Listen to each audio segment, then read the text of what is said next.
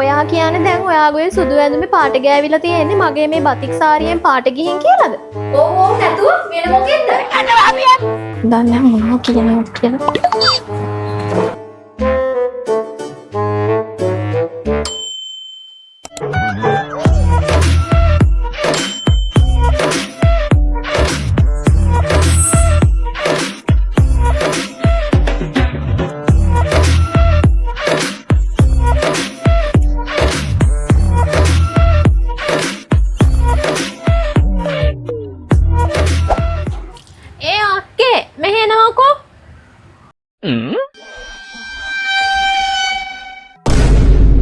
මේ බලන්න කෝ දැන් කිව්වා නේද මගේ බතික් සාරියෙන්ම තමයි මේ පාට ගිහින් තියෙන්නේ කියලා.